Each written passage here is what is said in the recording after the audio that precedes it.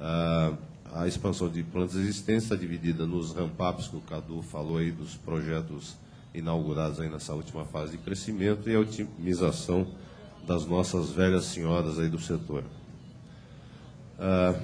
Fazendo uma conta grossa, isso representa 24 milhões de dólares de investimento, ou 38 bilhões e meio, e a gente colocou aí mais 1,5 bilhão, não foi para arredondar para 40, mas 1,5 bilhão é mais ou menos o que a gente acha que seria necessário para botar o canavial, digamos, o canavial do Centro-Sul em fase, né, digamos, atualizar esse atraso que existe de renovação. A gente fazendo as contas, depois, se alguém tiver interesse, a gente pode até dar mais detalhes, né? Quer dizer, a gente, considerando que é esperado que, na média, a geração operacional de caixa média das usinas aqui no Centro-Sul seja de 25%, e olhando a questão do CAPEX não discricionário que a gente fala, que é as renovações de canaviais, a reposição da tralha agrícola, a manutenção de entre-safra, mais os pagamentos de encargos financeiros, imposto de renda, dividendos, né, que afinal de contas o usineiro precisa viver, né, não tem que pagar dividendo, a gente chega faltam, quer dizer, 32 bilhões de reais seria a capacidade do setor de geração de caixa livre nesse período, que seria ou usado para pagar as dívidas antigas, né, ou para novos investimentos. E faltaria para os 40 bilhões, coisa de 8 bilhões, que seria, digamos, ou a dívida adicional que o setor teria que se imputar, que poderia, ou se não, seria a necessidade de captação, de injeção de capital novo no setor. A gente usou só uma suposição de que desses 8 bilhões adicionais que o setor precisa, 3 bilhões seriam realmente via injeção de capital e 5 bilhões de dívida adicional, o que elevaria a dívida do setor de R$ 68,00, que é o que a gente estima chegar ao final dessa safra, para 74, o que não é um número absurdo. Agora, 3 bilhões de injeção de capital é ridículo. Quer dizer, o setor tem condições de estar captando via IPOs, via entrada de novos players, via injeção de capital dos atuais players, muito mais, pelo menos 5 vezes mais que isso. Como eu disse, quer dizer, esse acréscimo de dívida após esse novo ciclo de investimento deixa o endividamento do setor em níveis absolutamente toleráveis. Ou seja, o problema do setor não é dinheiro, né? Até o meu pai dizia que o problema nunca é dinheiro, o problema é falta de dinheiro, mas com certeza não vai ser por falta de dinheiro que o setor não vai ter capacidade de crescer.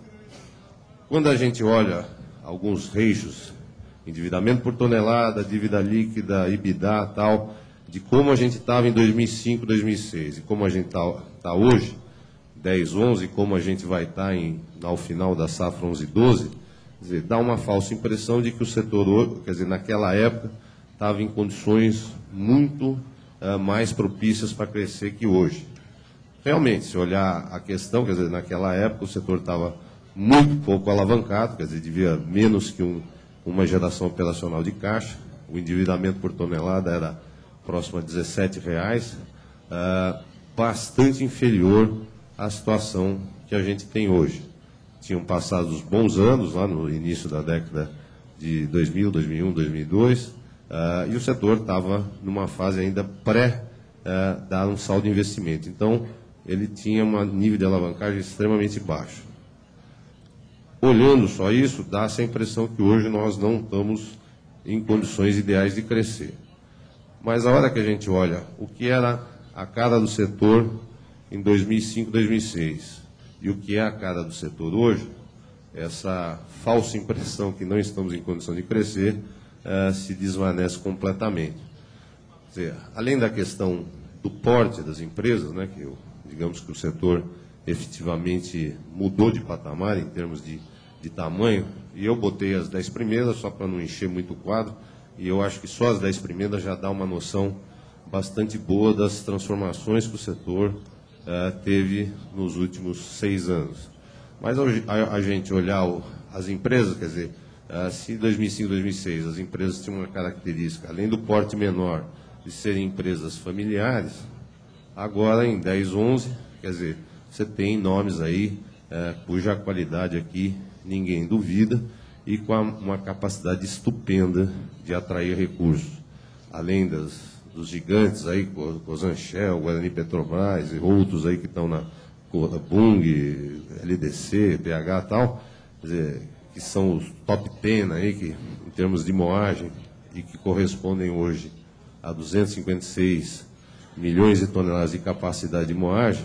A gente olhando a carteira do banco e a situação financeira de nome a nome, a gente levanta que há mais, seguramente, 35 grupos, além desse top 10, que corresponde a 195 milhões de toneladas, que estão, pela situação financeira, em condições totais de restartarem investimentos. Somando o top 10 com essas outras 35 grupos, quer dizer, isso faz um total de 450 milhões de capacidade, que é 71% do Centro-Sul, que a gente considera em com total capacidade de retomar investimento.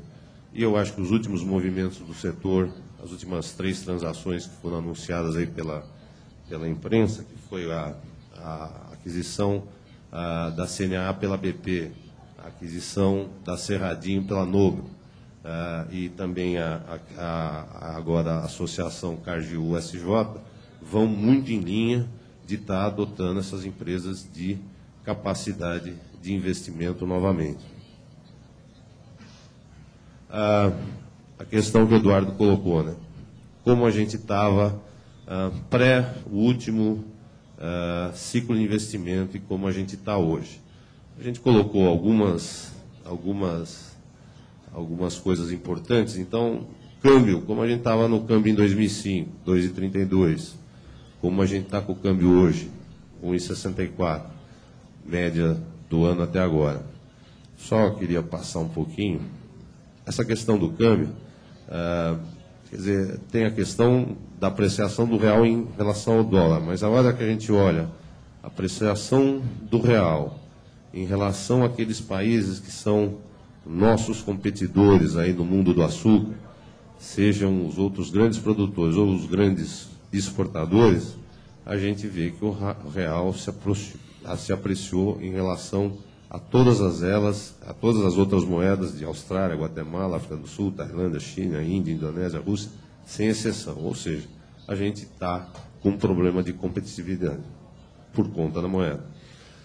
Além disso, a gente pegar itens importantes aí do custo de produção do setor, quer dizer, isso com base em moeda constante, o aço teve um crescimento real de 30% no preço. A mão de obra do setor teve um crescimento real de 47%. O etanol, que na safra 2005-2006 falava em R$ 55,00 por litro de custo, passou a... Está errado esse número aqui, é 0,94 é o nosso número lá. Tá? Custo médio de produção Nova York, Base Santos, também de 10,5 para 18. A energia vendida de 150, hoje se fala aí para o próximo leilão, talvez em preços aí entre 120 e 130. E com relação à energia, é importante a gente mostrar um negócio aqui, quer dizer, esses são os grupos que estão mais investindo em cogeração de energia elétrica no setor.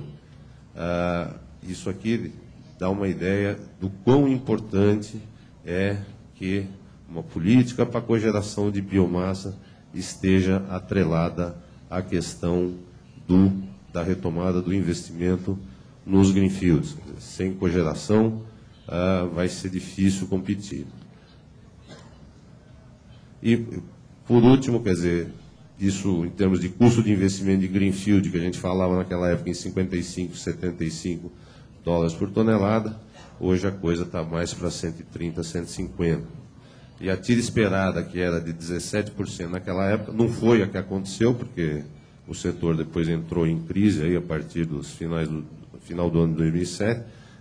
Hoje a gente, quando faz os projetos que têm chegado para nós lá de de possibilidade de greenfield indicam por uma TIR de 11%, que parece pouco, levando em consideração que é um setor de altíssima volatilidade. É o que eu tinha por hora. Vamos agora aguardar aí os debates. Obrigado, até lá.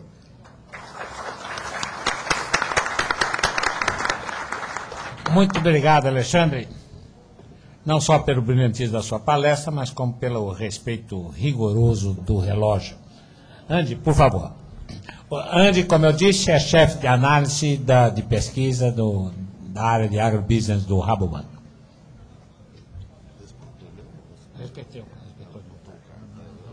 Muito obrigado, Eduardo. Boa tarde a todo mundo.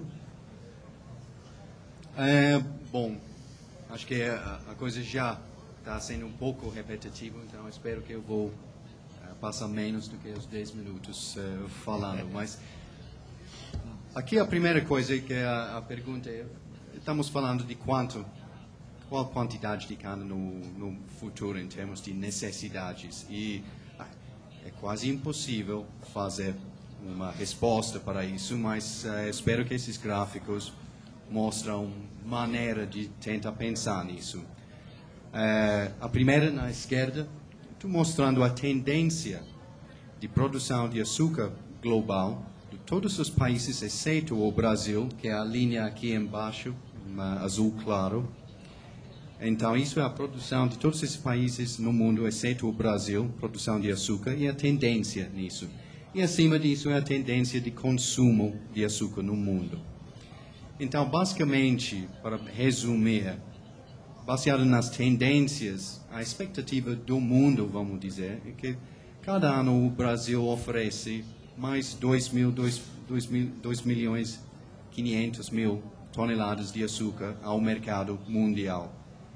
Isso é tendência, então, mais ou menos equivalente a 20 milhões de toneladas de cana.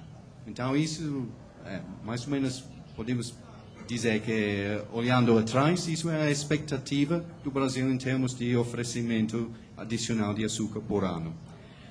E olhando à direita, esse gráfico é cenários de quantidade de cana necessária para em vários cenários de uso de etanol. Temos variáveis de crescimento da frota flex e uso de etanol pela frota flex. E isso, como o Eduardo disse, essas slides são disponíveis depois, então não vou entrar em detalhes. Mas, basicamente, acho que, no final das contas, isso bate bem com a cifra que o Eduardo mencionou, que, olhando em frente, é razoável pensar numa necessidade adicional, uma expectativa de uso adicional de cana de entre 40 e 60 milhões de toneladas por ano. Então, isso é a pergunta: quanto? Bom, falando de o que isso significa em termos de dinheiro, estou usando uma cifra aqui de $120 por tonelada de capacidade para um greenfield. Pode ser 130, Alexandre usou 150. Com certeza, a verdade, tem uma fatia aqui, desde o turnkey, em que tudo está feito, e um modelo que é mais mix and match, que quem realmente tem grande experiência, sabe o que ele está fazendo, pode comprar a unidade aqui, um pedacinho aqui, e fazer uma coisa para um custo menor. Mas o fato é que o custo de um greenfield é alto hoje em dia. A respeito das atitudes dos bancos, claro que a alavancagem, como o Alexandre mostrou bem, a alavancagem do setor está diminuindo. Mas ninguém, seja pessoal do setor, seja banco, gostaria de ver o que aconteceu há uns anos com essa alavancagem enorme e em combinação